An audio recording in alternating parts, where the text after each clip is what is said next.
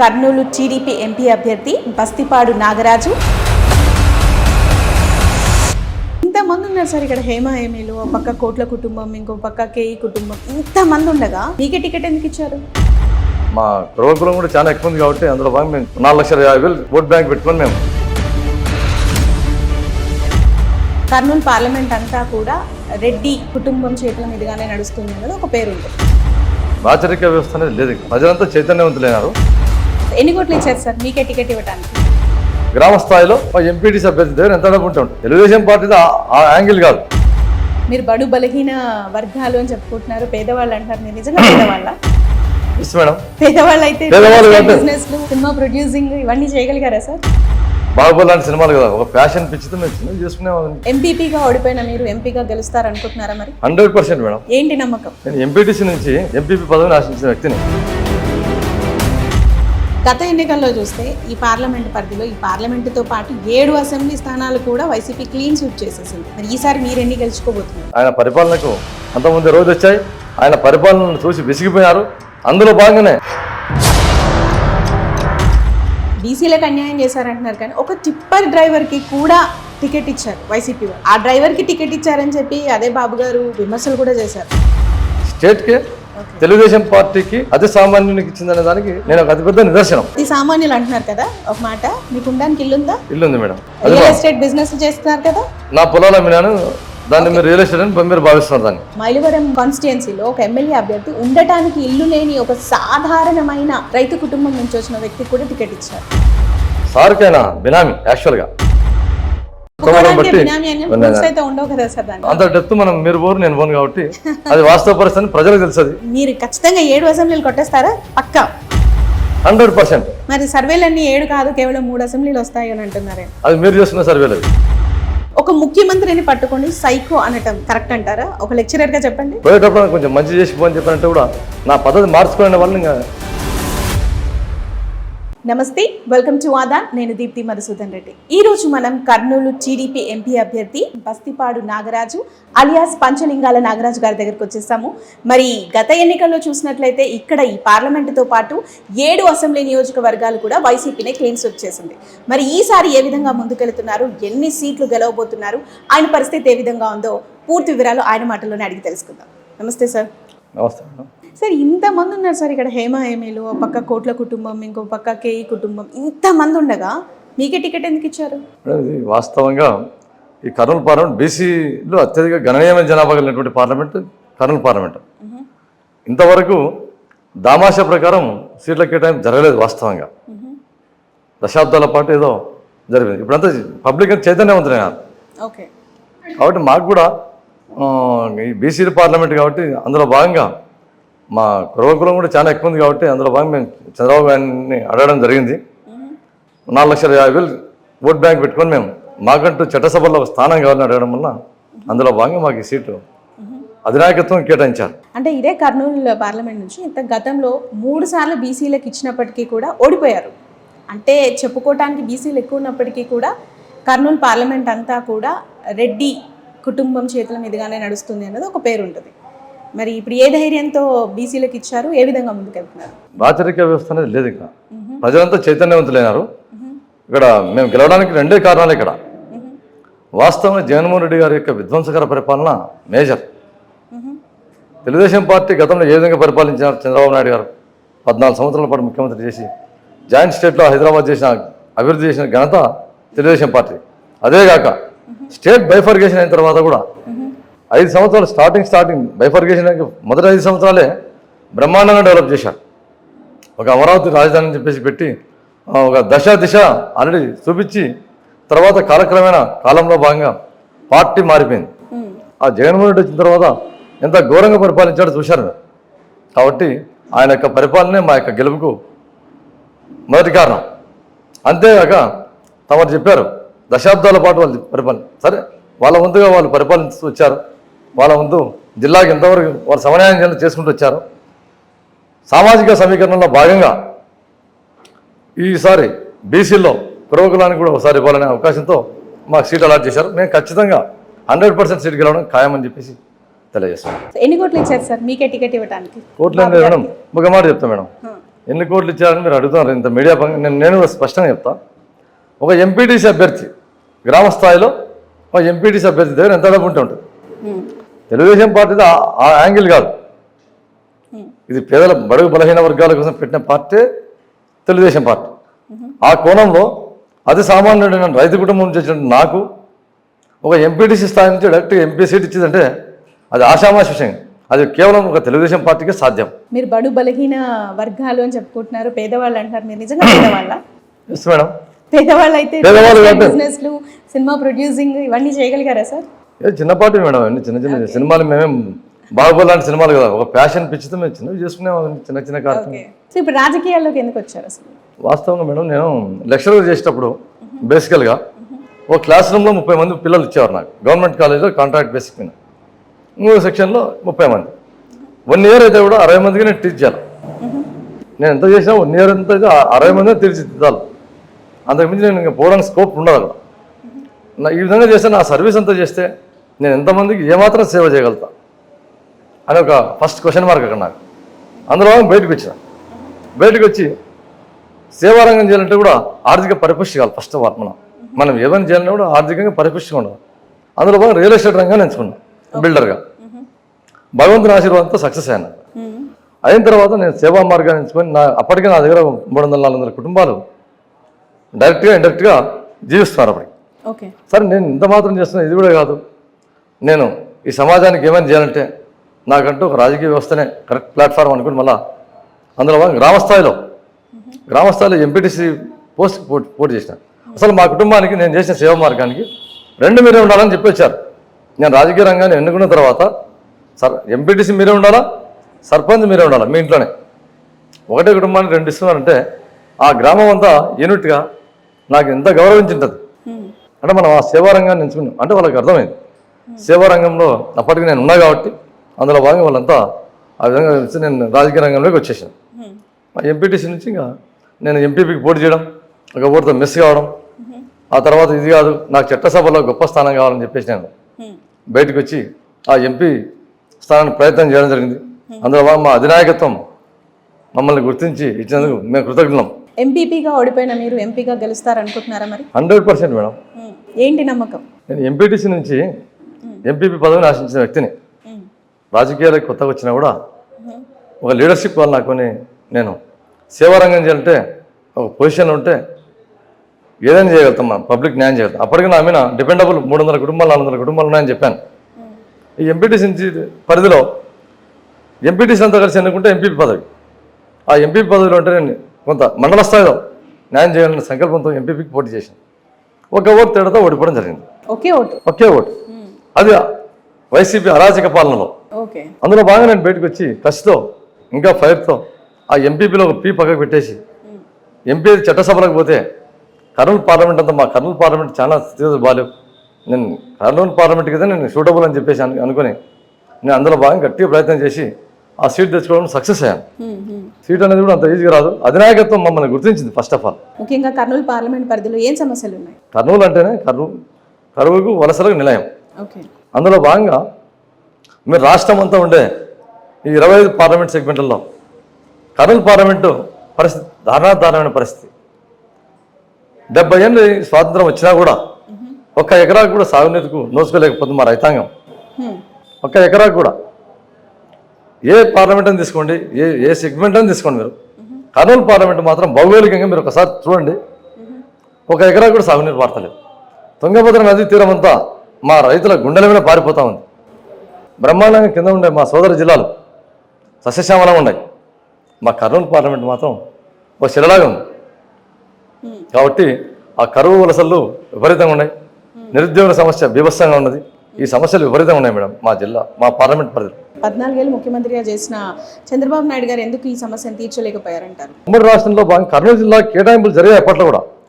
ఆయన కర్నూలు జిల్లా కేటాయింపులు చేయడంలో భాగంగా శ్రీశైలం డ్యామ్ అనుకోండి, తెలుగంగ అనుకోండి, ఈ ముచ్చమరి ఎత్తిపోతల పథకం అనుకోండి, ఆ రకంగా ఆ జిల్లా నిధుల్లో భాగంగా ఆ దిగువన ఉండే దిగువ జిల్లాలకు వెళ్ళిపోయినాయి.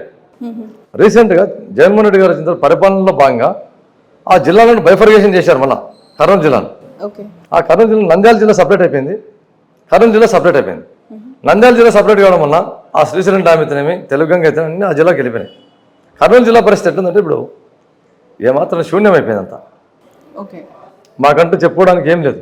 ఓ చిన్న డ్యామ్ అంటూ లేదు, ఓ చిన్న ఆనకట్ట అంటూ లేదు, ఓ చిన్న రిజర్వాయర్ అంటూ లేదు.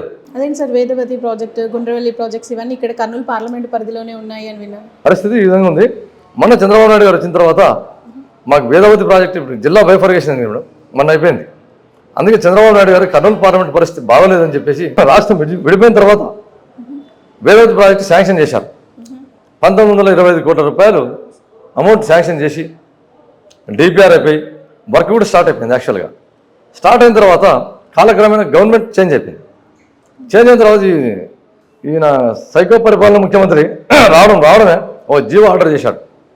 గతంలో మొదలుపెట్టినటువంటి ఏ ప్రాజెక్టు కూడా కట్టడానికి వీల్లేదు అని చెప్పి జీవో శాంక్షన్ చేశాం. అందులో భాగంగా అది మరుగున పడిపోయింది. ఒక అంగుళం కానీ ఒక ఇంచు కానీ కూడా వర్క్ నోచుకోలేకపోయింది. కర్నూలు పార్లమెంట్ అంతా మళ్ళీ యథాస్థితికి వచ్చేసింది. ఆ చంద్రబాబు నాయుడు గారు ఇచ్చినటువంటి ఆ వేదవతి ప్రాజెక్ట్ కంప్లీట్ చేసింటే 1,50,000 ఎకరాలకు 1,00,000 ఎకరాలు అఫీషియల్గా, 50,000 ఎకరాలు అన్అఫీషియల్గా 1,50,000 ఎకరాలు నీళ్ళు అందించేది వేదవతి ప్రాజెక్టు. అంతేకాక చంద్రబాబు గారు గుండెల ప్రాజెక్టు కూడా జీవో ఇచ్చారు. అంటే ఇది కిరణ్ కుమార్ రెడ్డి గారి హయాంలోనే జీవో పాస్ అయినట్టుంది గుండ్రవెల్లి ప్రాజెక్ట్. లేదు, చంద్రబాబు గారు వచ్చాక బాగా పుషప్ చేసేదాన్ని ఓకే. ఒక కొలికి తీసుకొచ్చి ఆ సర్వే తెలంగాణ గవర్నమెంట్తో చర్చలు జరిపి దాన్ని బాగా మూమెంట్ చేసింది చంద్రబాబు గారే. వేదవతి ప్రాజెక్టుకు అమౌంట్ శాంక్షన్ చేస్తూ గుండ్రేవుల ప్రాజెక్టు మీద మా కర్నూలు పార్లమెంట్కి కలిసి రెండే మేడం మెయిన్గా వేదవతి, గుండ్రేవుల.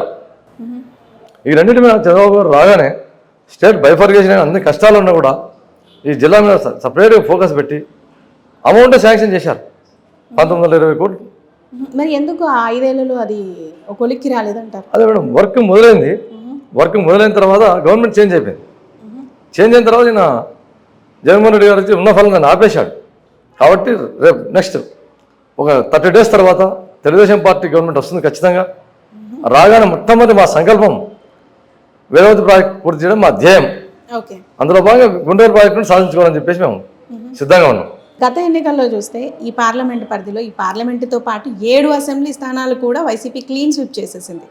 మరి ఈసారి మీరు ఎన్ని గెలుచుకోబోతున్నారు? వాస్తవంగా జగన్మోహన్ రెడ్డి గారి యొక్క పరిపాలన మీరు చూశారు మేడం.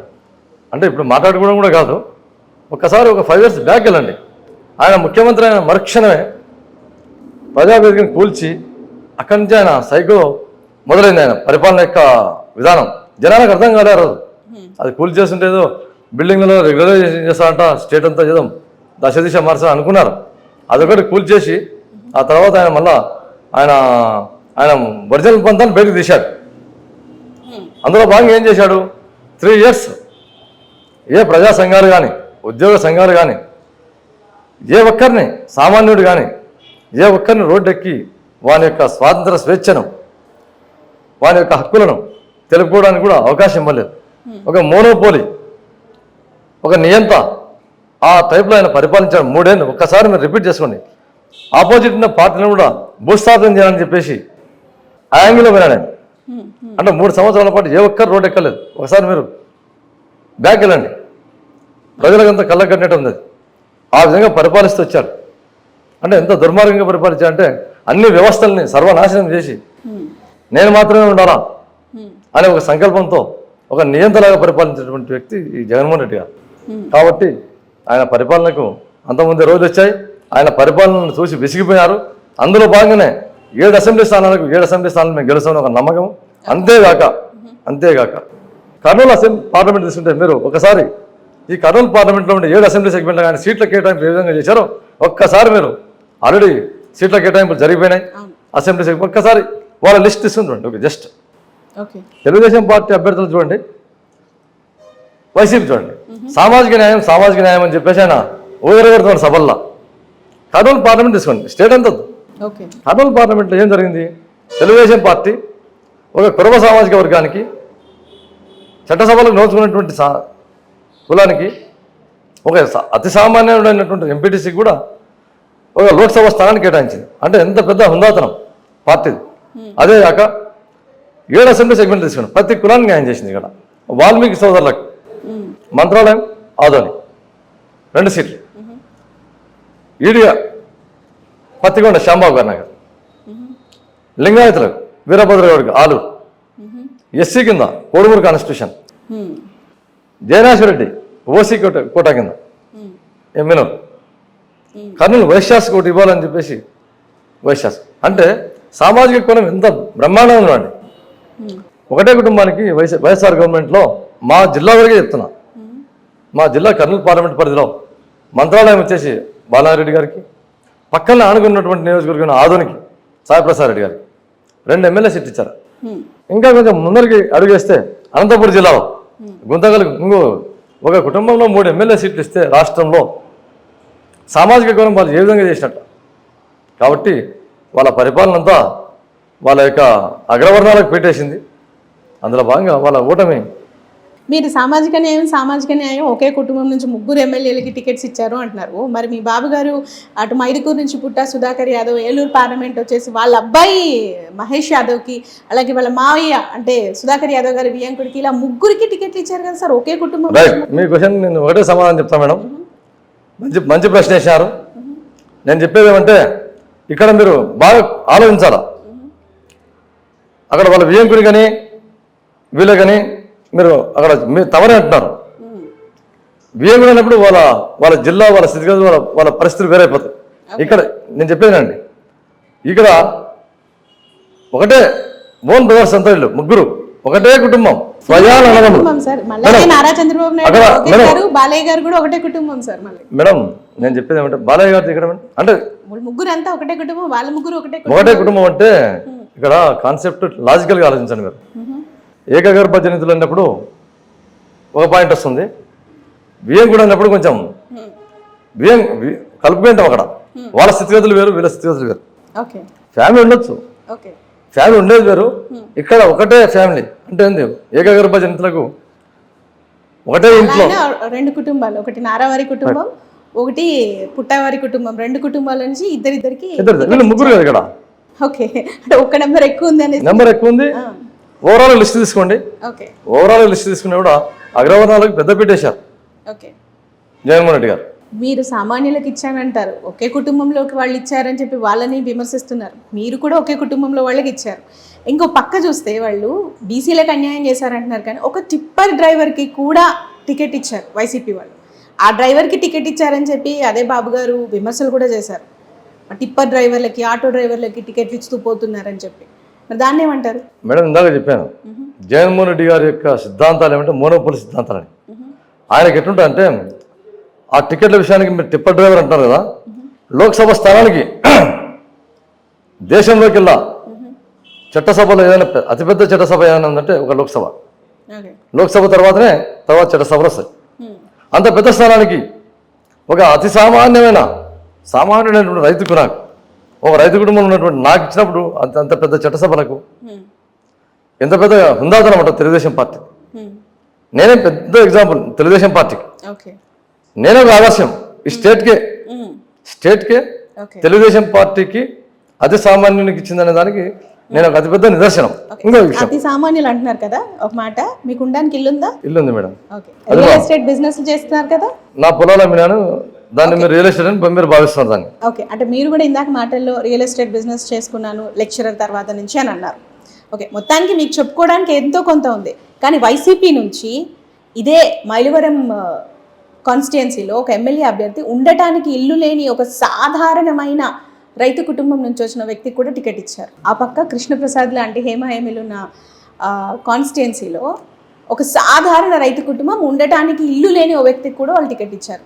ఇప్పుడు మైలవరంకి తిరుపతి యాదవ్ గారికి ఇచ్చారని చెప్పారు మీరు. వాస్తవంగా వసంత కృష్ణప్రసాద్ గారు కూడా వైసీపీ పార్టీ నుంచే మా తెలుగుదేశం పార్టీకి వచ్చారు. సార్కి ఆయన బినామీ. యాక్చువల్గా బినామీ అంటే బినామీ దగ్గర ఆస్తులు పాస్తులు ఎమ్మెల్యే కంటే ఎక్కువ ఉంటాయి, ఎమ్మెల్యే స్థాయి కంటే ఎక్కువ ఉంటాయి మేడం. కాబట్టి ఎవరు అస్తమానం బట్టి ప్రూఫ్స్ అంటే మేడం ఇప్పుడు అన్ని అంత డెప్త్ మనం మీరు పోరు నేను పోను కాబట్టి అది వాస్తవ పరిస్థితి ప్రజలకు తెలుస్తుంది. మొత్తానికి మీ పార్లమెంట్ పరిధిలో 7 అసెంబ్లీలకు గాను 7 అసెంబ్లీలు బాబు గారికి గిఫ్ట్ గా ఇవ్వబోతున్నారు. ఖచ్చితంగా మేడం ఈసారి. ఓకే, రాజధాని విషయానికి వద్దాం సార్. మరి మీ కర్నూలుని శాసన రాజధాని చేస్తాను అని అన్నారు జగన్మోహన్ రెడ్డి గారు. మరి ఆ ఎఫెక్ట్ ఉండదంటారా? మా ప్రాంతానికి రాజధాని వస్తుంది, మరి జగన్మోహన్ రెడ్డి గారికి వేయాలి ఓటు అని వేసి వాళ్ళు ఉండరంటారా? మేడం ఒక మాట చెప్తా మేడం, రాష్ట్రం బైఫర్గేషన్ అయింది మీకు తెలిసి అందరూ తెలిసిందే. బైఫర్గేషన్ అయిన వెంటనే అతి కష్టాల్లో చంద్రబాబు నాయుడు గారు అమరావతి రాజధానిని స్థాపించి 32,000 ఎకరాలు ఒక సింగిల్ ఎన్పీ లేకుండా ఇది రాజధాని చెప్పేసి నరేంద్ర మోడీ గారిని పిలిపించి శిలాఫలకం వేశారు అక్కడ. దాన్ని అసెంబ్లీలో ప్రతిపక్ష నాయకుడు కానీ అందరూ ఆమోదయోగ్యంతో పాస్ అయిన బిల్. ఆ తర్వాత మేనిఫెస్టో పెట్టుకొని మన ఎలక్షన్లకు వచ్చారు. లాస్ట్ ఎలక్షన్లకు వచ్చినప్పుడు జగన్మోహన్ రెడ్డి గారు మాకు ఏమైనా మేనిఫెస్టోలో 3 రాజధానులు అని చెప్పేసి కర్నూలు న్యాయ రాజధాని చేస్తానని చెప్పలేదు, మాకు చెప్పలేదు. అమరావతి రాజధాని అనుకుని మేనిఫెస్టోలో పెట్టుకుని వచ్చాడు. తర్వాత ఆయన కాలక్రమేణా గద్దెనెక్కిన తర్వాత ఆ పీఠాన్ని అదిరి కూర్చున్న తర్వాత ప్రాంతాల మధ్యన చిచ్చు పెట్టడానికి ఇది రేపాడు. ప్రాంతాల మధ్యన అది మీరు మేనిఫెస్టోలో పెట్టింటే మీ సినిమా ఆడేది. అదన్నీ కాదు, మీరు న్యాయ రాజధానిని, లెజిస్లేటివ్ అని, ఇంకోటని, శాసన రాజధానిని ఈ విధంగా పెట్టి మీరు ప్రాంతాల మధ్యన చిచ్చు పెట్టారు. లాస్ట్కి ఆయన ఏం ముద్రేశాడు? అంత గొప్ప అమరావతిని, అందరూ ఆమోదయోగ్యం మేరకు పెట్టినటువంటి అమరావతిని ఒక నరేంద్ర మోడీ గారు సాక్షిగా ప్రధానమంత్రి వచ్చి శిలాఫలకం వేసిన దానికి కమ్మ రాజధాని అని చెప్పేసి కులాల మధ్యన చిచ్చు పెట్టాడు. మళ్ళీ ప్రాంతాల మధ్యన చిచ్చు, కులాల మధ్యన చిచ్చు. At the same time 2 implement చేశారు అక్కడ. అంటే ఎంతటి నియంత అంటే ఆ నియంత్రణకి ఎటువంటి ఆలోచన లేదు వచ్చేది. ఆ విధంగా ఒక పాయింట్లో రెండు వర్గాల మధ్య చిచ్చు పెట్టాడు, ప్రాంతాలు కులాల మధ్యన. ఆ విధంగా పెట్టి ఆయన చేశాడు. మీరేమంటారంటే మీ కర్నూలు న్యాయ రాజధాని వచ్చింది కదా అంటున్నారు. ఆయన జగన్మోహన్ రెడ్డి గారు ఎన్నోసార్లు ఫ్లైట్లో వచ్చాను మా కర్నూలుకి. ఆ పైనుంచి చూస్తే నేను కట్టిన హైకోర్టు ఏమైనా కనబడిందని చూస్తే కనబడలేదు అంట ఆయన. మన బస్ యాత్రను పెట్టొచ్చినాడు రీసెంట్గా, ఒక 20 రోజులు అంతే. బస్సులో సేవలు కనబడితే బస్సులో కనబడలే అంట హైకోర్టు. అంటే న్యాయ రాజధానికి ఇంత ఒక ఇటుగా పెట్టలేదు ఇక్కడ. న్యాయ రాజధాని అసలు రాజధాని ఏదంటే చెప్పలేకపోయినా ఆయన ముఖ్యమంత్రి. అదేంటి సార్, ఇప్పటికే వక్స్ బోర్డ్ వచ్చేసింది, ఉమెన్ రైట్ కమిషన్ వచ్చేసింది, ఇవన్నీ చెప్తున్నారు కదా. అవన్నీ ఇక్కడ వాళ్ళే ఓపెనింగ్ కూడా చేశారు కదా, జడ్జిలు వీళ్ళంతా వెళ్ళి. అంటే త్వరలో హైకోర్టు కూడా నిర్మించబోతున్నారు అని అంటున్నారు. మేడం హైకోర్టు నిర్మిస్తారని మీరు అంటున్నారు కదా, వాస్తవంగా ఒక ముఖ్యమంత్రిగా ఆయన 5 ఏళ్ళు పరిపాలించి ఇప్పటికీ నీ ఒరిజినల్ రాజధాని ఏదంటే ఎవరన్నా అడుగుతుంటే చెప్పలేము. మీరు చెప్పగలుగుతారా? ఫస్ట్ మన రాజధాని అంటే మీరు చెప్పగలుగుతారా? మీడియాలో మీకు న్యాయ రాజధాని రావటం మాకు అవన్నీ అభూత కల్పనలు మేడం. అవన్నీ ఇప్పుడు మనకు న్యాయ రాజధాని వచ్చేనా హైకోర్టు బిల్డింగ్ కట్టింటే మేము స్వాగతించే వాళ్ళం. జనాల్ని మభ్య ఇప్పుడు 5 years చేయనటువంటి వ్యక్తి, ఒక రాయి పెట్టలేని వ్యక్తి కనీసం శిలాఫలకం వేసావా చెప్పండి. సరే ఓకే రైట్, న్యాయ రాజధాని చెప్పేసి నువ్వు మొట్టమొదటి అసెంబ్లీలోనే చెప్పావు. ఆ రోజు నుంచి ఈ రోజు వరకు శిలాఫలకం కనీసం హైకోర్టు కడుతున్నారు పలానా ప్లేస్లో ఇది న్యాయ రాజధాని అని కనీసం ఆపరణ చేశారు. మీరు ఏ విధంగా నమ్మాలి మిమ్మల్ని? మీ యొక్క అన్నీ అభూత కల్పనలు. కాబట్టి ఇవన్నీ ఆయన ఎవరు నమ్మరు. ఆయన ఏదో రాజశేఖర రెడ్డి పేరు పెట్టుకొని వచ్చి ఒకసారి అవకాశం అంటే అందరూ వేశారు తప్ప ఏదో చేస్తాడు ఇవ్వకూడని. ఆయన యొక్క పరిస్థితి తెలిసిపోయింది. ఆయన యొక్క పరిపాలన చూశారు, విసిగిపోయారు. ఆయన ఇంటికి పోయి సిద్ధమని కూడా టైటిల్ పెట్టుకాను ఆయన రెడీగా వెళ్ళొస్తానే అంటే ఆయన వెళ్ళిపోవడం. సో అంటే ఇప్పుడు మొత్తానికి మీరు అన్నది ప్రకారం ఒకవేళ ఇక్కడ హైకోర్టు కట్టుండి ఉంటే మీరు సమ్మతిస్తారు? పబ్లిక్ మేము అనుకునే కూడా పబ్లిక్ యాక్సెప్ట్ చేసేవాళ్ళు.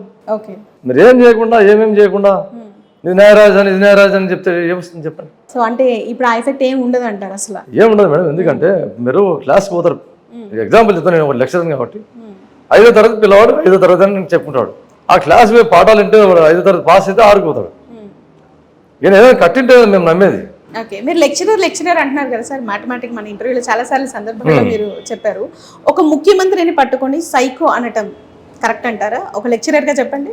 లెక్చరర్ అంటే నేను సైకో అంటే అనడం కరెక్టా అంటున్నారు. మనం పిల్లల్ని మామూలు క్లాస్లో మన యొక్క ప్రవర్తన బట్టి అరే నువ్వు ఇట్లా మారాలరా అని చెప్పేసి మనకి కొన్ని తెలియజేసి మార్పుని కోరుకుంటాం మనలో. ఈ ముఖ్యమంత్రి నేను సైకో అంటే సైకో అని కాదు, ఆయన సిద్ధాంతాలను బట్టి ఆయనకి ఆ విధంగా ఆ పేరు వస్తుంది అంతే.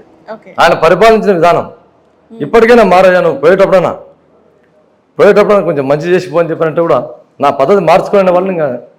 ఓకే, అంటే మీరు ఆయన మీద సైకో పోవాలి అనుకుంటే పాటలు కూడా పాడేస్తున్నారు కదా? నేను కాదు, జనమంతా అదే అనుకుంటాను. ఓకే, సో అది తప్పు కాదంటే దాంట్లో భాగంగా 175 వస్తాయి అంటాడు. ఇది అన్న విచిత్రం కాదా మేడం? మరి పబ్లిక్ పర్సన్ 170 నేను ఏ విధంగా నువ్వు సరే సరే ఎంత పక్కన పెడదాం. మీరు ఖచ్చితంగా 7 అసెంబ్లీలు కొట్టేస్తారా? పక్కా 100%. మరి సర్వేలన్నీ 7 కాదు, కేవలం 3 అసెంబ్లీలు వస్తాయి అని అంటున్నారే. అది మీరు చేస్తున్న సర్వేలు అవి. ఏం కాదు సార్, మామూలుగా అంటే అందరూ చెప్తున్న సర్వేలు. ఎవరి రైతులు చేస్తున్న సర్వేలు అవి. సర్వేలు కాదు, మా కాన్ఫిడెంట్ మాకుంది, గ్రౌండ్ లెవెల్ మాకుంది. గ్రౌండ్లో మేము పబ్లిక్లో మేము ఉన్నాం కాబట్టి పబ్లిక్ పల్స్ మాకు బాగా అర్థమవుతుంది. మామూలు కాదు, భారీ మెజార్టీ. కర్నూలు పార్లమెంట్ చరిత్ర తిరగరాస్తుంది ఈసారి. ఓకే. మీరు ఒకసారి ఒక 30 రోజులు ఉంటే వెయిట్ చేయండి. ఆ ఫలితాలు కూడా మీరు ఆనందకాలం చూస్తారు. ఓకే మేడం, నేను తమరు ఎలక్షన్లు వచ్చినప్పుడు ఆ భ్రమలో బతు మీరు అన్నీ మేము గెలుస్తామని చెప్తున్నారని మీరు అంటున్నారు. అది కాదు ఇక్కడ వాస్తవంగా. నేను ఒక లెక్చరర్, నేను పబ్లిక్తో నేను వాళ్ళ యొక్క ప్రాక్టికల్గా నేను పబ్లిక్ యొక్క పల్స్ చూసే వ్యక్తిని. నేను ఒక లోక్సభ అభ్యర్థిగా 7 అసెంబ్లీ సెగ్మెంట్ చుట్టేశాను. అందులో భాగంగా నేను ఆ పబ్లిక్తో ప్రాక్టికల్ వాళ్ళ నాడి చూశాను, దగ్గర నుండి చూశాను. అందులో భాగంగా ఖచ్చితంగా 7 అసెంబ్లీ సెగ్మెంట్లో ఖచ్చితంగా భారీ మెజార్టీతో గెలిచి లోక్సభ స్థానాన్ని కూడా ఎన్నడూ రానంత మెజార్టీతో గెలవబోతామని మీకు తెలియజేస్తున్నా. వాస్తవంగా ఓకే, పక్కా గెలవబోతున్నారు అయితే. 100%. రైట్. ఒకవేళ గెలిస్తే మీరు గెలిచిన వెంటనే ఇమ్మీడియట్గా క్లియర్ చేసే సమస్య ఏంటి? కర్నూలు పార్లమెంట్ అంటే మేడం వాస్తవం కరువులకు వలసలకు నిలయమని తమరు చెప్పాను. నేను వచ్చిన తదుపరి కర్నూలుకి నేను ముఖ్యంగా చేయాల్సినవి అంటే 2 పనులు ఎస్పెషల్ ఉన్నాయి. ఈ కర్నూలు పార్లమెంట్ అంతా డ్రై ఏరియా, బాగా నిత్యం వలసలతో వెళ్ళిపోతున్నారు. వలసలు అంటే ఎవరో కాదు, మళ్ళా 15 ఎకరాలు 20 ఎకరాలు ల్యాండ్ పెట్టుకుని వలస వెళ్ళిపోతాం. 20 acres ల్యాండ్ పెట్టుకొని వర్షాభావ పరిస్థితుల వల్ల వాళ్ళు వలసలు వెళ్ళిపోతారు. అంటే 20 ఎకరాలు ల్యాండ్ పెట్టుకొని పక్క జిల్లాలోకి వెళ్ళిపోతారంటే గుంటూరుకు, విజయవాడ, మన స్టేట్లోనే మళ్ళీ పొరుగు జిల్లాలో పోయి పనిచేస్తారంటే మా కర్నూలు పార్లమెంట్ యొక్క పరిస్థితులు ఎంత దీనావస్థలు ఉన్నాయో ఒకసారి మీరు గమనించండి. అందులో భాగంగా ఈ వలసల నివారణ జరగాలని, ఈ కరువు పారదోలాలంటే వేదవతి ప్రాజెక్ట్ మాకు మస్ట్ అండ్ షుడ్, గుండెల ప్రాజెక్ట్, ఈ 2 ప్రాజెక్టులు మేము కట్టామంటే దాదాపు 4 లక్షల ఎకరాలకు సాగునీరు వస్తుంది. కర్నూలు పార్లమెంట్ అంతా సస్యశ్యామలం అయిపోతుంది. అంతేగాక ఈ ప్రాజెక్టు కరెక్ట్గా కట్టేసి నాకు ఇచ్చే చట్టసభలో 5 ఏళ్ళలో సాగునీరే కాదు, త్రాగునీటి కోసం రిజర్వాయర్లు ఏర్పాటు చేసుకొని అక్కడికక్కడ పంపు చేసుకొని త్రాగునీటి సమస్యను, సాగునీటి సమస్యను మొట్టమొదటి అది తీర్చేసినామంటే ఈ రైతాంగం అంతా ఈ వలసలు వెళ్ళే పరిస్థితి అసలే ఉండదు. అట్ ది సేమ్ టైం రైతుల యొక్క స్థితిగతులను మారిపోతాయి, వాళ్ళ జీవన ప్రమాణాలు పెరిగిపోతాయి. బ్రహ్మాండంగా మరో కోస్తాతో పోటీ పడగల శక్తి ఈ కర్నూలు పార్లమెంట్ భూమికి ఉంది. అందులో భాగంగా నేను ఆ డ్యామ్లు కట్టడం ఫస్ట్. ఆ తర్వాత ఈ నిరుద్యోగ యువతకంతా పారిశ్రామికంగా ఇక్కడ ఏమేం లేదు, టార్చ్ లైట్ వేసి తిరిగితే కూడా నైట్ టైం అయినా సరే పగలైనా సరే. కర్నూలు పార్లమెంట్ అంతా తీసుకుంటే 7 అసెంబ్లీ సెగ్మెంట్లలో ఒక్క పరిశ్రమ కూడా లేదు, చిన్న పరిశ్రమ. కర్నూలు పార్లమెంట్ పరిధిలోనే కార్మిక శాఖ మంత్రి కూడా ఉంటుండే ఈ వైసీపీ నుంచి, ఎందుకు ఏం చేయలేకపోయారంటారు? ఆ విషయానికి వస్తే ఒక్క మాటలు చెప్తా మేడం.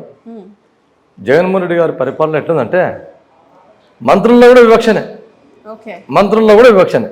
అంటే అగ్రవర్ణాల మినిస్టర్లకు అయితే కేటాయింపులు వేరు, బీసీల మినిస్టర్లకు అయితే గోవిందా. ఓకే, ఎగ్జాంపుల్ చెప్తాను. ఒక్కసారి మీరు తమరు డోన్కి పోయి చూసండి. నంద్యాల జిల్లా మా సోదర జిల్లానే, డోన్కి వెళ్ళండి. మొత్తం కర్నూలు ఉమ్మడి జిల్లా ఫండ్స్ అల్లా తీసుకుపోయి డోన్లో పెట్టేశారు. ఉమ్మడి జిల్లా నంద్యాల, కర్నూలు జిల్లా ఉమ్మడి జిల్లా ఫండ్స్ అల్లా అంటే ఒక కేవలం డోన్లో ఉంటాయి. డోన్ మాత్రం అభివృద్ధి పరిచారు. మరి ఇక్కడ మా కార్మిక శాఖ మంత్రి ఉండే, మా బీసీ ముఖ్యమంత్రి మా అన్న జయరామన్న గారు, ఆ ఊర్లో ఆ చిన్న రోడ్డుకి ప్యాచ్ వర్క్ వేయలేని పరిస్థితి. అంటే వివక్ష. ఆ ఫండ్స్ రిలీజ్లో కూడా బీసీ మంత్రులకైతే ఆ రకమైన పరిస్థితి, అగ్రవర్ణాల మినిస్టర్లకైతే ఆ జిల్లా ఫండ్స్ తీసుకుని వాడుకోనే. అంటే ఇప్పుడు గుండూరు జయరామ్ గారు మీ పార్టీలోకి వచ్చారు కాబట్టి ఈ మాట చెప్తున్నారా? మీరు అనుకుంటే ఎట్టుంది మేడం, ఇప్పుడు వాళ్ళ పార్టీలోని నా పార్టీని కాదు, ఫండ్స్ రిలీజ్ చేస్తే మీరు ఏదైనా చేయగలిగేది. ఒక మాట చెప్తాను మేడం, సరే మినిస్టర్ కదా పక్క పెడదాం. మా కర్నూలు పార్లమెంట్ అభ్యర్థి అయినటువంటి సంజీవ్ కుమార్ గారు మననే సభ్యత్వానికి పార్టీ పదవులకు అన్నిటి రాజీనామా చేశారు. రాజీనామా చేసి బయటకు వచ్చి సార్ ఒక గొప్ప మాట చెప్పారు. మన మా బీసీ బిడ్డనే కదా సంజీవ్ కుమార్ గారు, బీసీనే కదా. ఆయన ఒక మాట చెప్పారు, 5 yearsలో 3 times అపాయింట్మెంట్ ఇచ్చాడయా. 3 times అపాయింట్మెంట్ ఇచ్చాడు. ఆ 3 times పోయి నేను నా సమస్యను పార్లమెంట్ పరిస్థితి ఉందని ఆ ప్రాజెక్టుల విషయం అడిగితే, ఈ రోడ్ల విషయం అడిగితే, నీకెందుకు అవన్నీ మేము చూసుకుంటాం, నీకు ఎంతసేపు నువ్వు కుర్చీలో కూర్చోవాలన్నాడు. మరి ఒక బీసీ అభ్యర్థి అనేది పార్లమెంట్ అభ్యర్థి ఆయన అంత చులకన చూసి ఏమాత్రం ఆయన గౌరవించకుండా కర్నూలు పార్లమెంట్ ప్రజల యొక్క మనోభావాన్ని దెబ్బతీశారు జగన్మోహన్ రెడ్డి గారు. ఆయన వచ్చి చెప్తే మా ప్రజలంతా బాధపడినారు.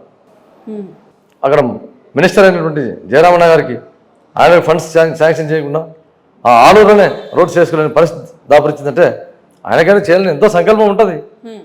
ఆ పైన ఆయన కరుణిస్తే కదా. మరి పక్కన ఆర్థిక శాఖ మంత్రి అయినటువంటి బుగ్గన గారికి డోన్లో చూడండి ఒకసారి, కొండ కోణంలో కూడా రోడ్ టీడీపీ ఓడిపోబోతుంది అనమాట. మేడం డోన్లో ఓడిపోతుంది అంటే ఆ డెవలప్మెంట్ చేసి ఆయన ఓడిపోతుందని అనడానికి లేదు. ఇక్కడ అభివృద్ధి సంక్షేమం రెండు ప్యారల్ ఉన్నప్పుడు ప్రజలు చైతన్యవంతులవుతారు. ఓన్లీ ఏదైనా నా డోన్లో రోడ్లు వేసామంటే మాత్రం వేస్తారని మాత్రం మీరు అనుకోవద్దండి, కరలాదు. ఆ రోడ్లు మనం 4-5 ఉంటే పోయేటి రోడ్లు. అభివృద్ధి కావాలి. అభివృద్ధి అంటే రోడ్లు కాదు, పారిశ్రామికంగా అక్కడ జీవన ప్రమాణాలు పెరగాలి. మీ కర్నూలు పార్లమెంటు పరిధిలో ఉన్న 7 అసెంబ్లీ సెగ్మెంట్స్ కానీ మీ పార్లమెంట్ కానీ మొత్తంగా ఏం చెప్పాలనుకుంటున్నారు? మీకే ఎందుకు ఓటేయాలి? నేను సేవారంగాన్ని నమ్ముకొని వచ్చినటువంటి వ్యక్తే ఈ పంచలింగాల నాగరాజు. ఒక్క విషయంలో చెప్పాలంటే మన కర్నూలు పార్లమెంట్ స్థితిగతులు చాలా దారుణంగా ఉన్నాయి. ప్రజలంతా ఒకసారి విజ్ఞతతో ఆలోచన చేసి ఒక విద్యావంతులైనటువంటి సెలెక్ట్ చేసుకోండి. నా అజెండా ఏమో నేను 3 ముక్కల్లో చెప్పేస్తాను. ఖచ్చితంగా నేను వచ్చిన తదుపరి రైతాంగం కోసం మనంతా పల్లెసీమ గ్రామాలు ఎక్కువ కర్నూలు పార్లమెంట్ పరిధిలో జనాభా ఎక్కువ ఉందని చెప్పాను కదా. వేదవతి ప్రాజెక్టు, గుంటూరు ప్రాజెక్టు కంపల్సరీగా ఫినిష్ చేస్తాను. నేను గవర్నమెంట్ 1కి 100 సార్లు ప్రాధాన్యపడిన సరే చంద్రబాబు గారిని ప్రాధాన్యపడి సరే అది చేస్తాను. ఎందుకని నేను ఎందుకు చెప్తున్నా అంటే ధైర్యంగా కూడా మీ అందరికీ యువగలంలో నారా లోకేష్ అన్నగారు కర్నూలు పార్లమెంట్ను చుట్టేసినప్పుడు ఒకనొక రాత్రి ఒక టెంట్ కింద కూర్చొని సార్ బాధపడిన సంఘటన వర్ణనాతీతం. అది అందరికీ తెలిసిన విషయమే. కర్నూలు పార్లమెంట్ ఇంత ధైర్యంగా ఉందా అని చెప్పేసి అందులోగా ఏ రాజమండ్రి వెళ్ళినా ఏ వైజాగ్ వెళ్ళినా ప్రతి వేదిక మీద కర్నూలు పార్లమెంట్ గురించి చర్చిస్తున్నారు సార్. ఎందుకు?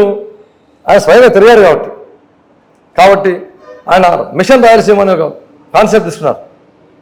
నారా లోకేష్ గారు మిషన్ రాయలసీమ అనే ఒక స్కీమ్ తీసుకున్నారు.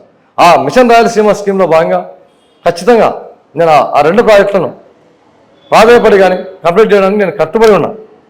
అంతేగాక త్రాగునీటి సమస్య తీర్చడానికి సారు వలసల వెన్ని కళ్ళతో చూశారు, బిందెలు పట్టుకొని నిలబడిన సంఘటనలు చూశారు. కాబట్టి ఆ జల్